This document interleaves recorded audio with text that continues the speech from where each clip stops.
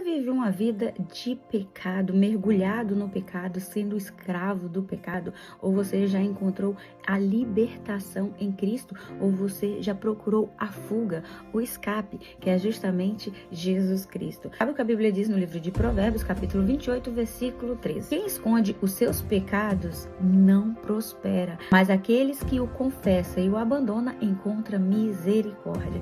Pecado não é pra gente fazer um pecado de estimação, não é pra gente criar um pecado, pra gente viver mergulhado como escravo do pecado, porque a Bíblia diz que quando a gente vive escravo do pecado, a gente transgride a lei, ou seja, em vez da lei chegar com uma graça, com uma vida eterna, a gente simplesmente nos afasta de Deus e vive escravo do pecado.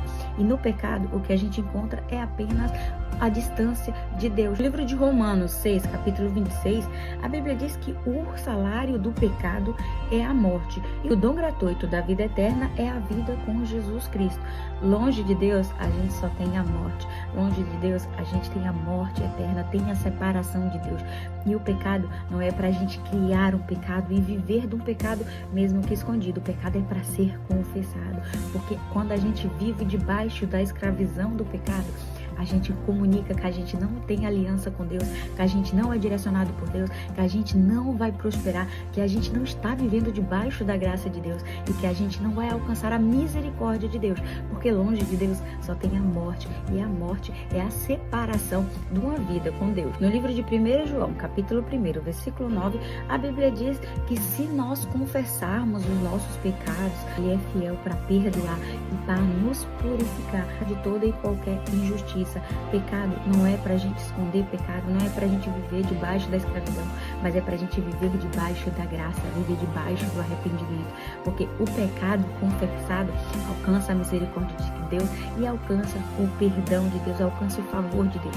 Quando a gente não tem esse favor, a gente simplesmente se distancia e a gente acaba negando a Cristo. Então lembre que Jesus, Ele é fiel e justo para nos purificar, para nos lavar, nos purificar de todo o pecado. Então, pecado não é pra gente encobrir, pecado não é pra gente esconder, não é pra gente viver e achar que a gente tem que viver por obras da carne, por prazeres, mas o pecado ele é pra ser confessado, porque só assim a gente pode prosperar. A nossa vida não fica travada, a nossa vida não tá rodeada de demônio, não tem legalidade Satanás para tocar na sua vida, sabe por quê?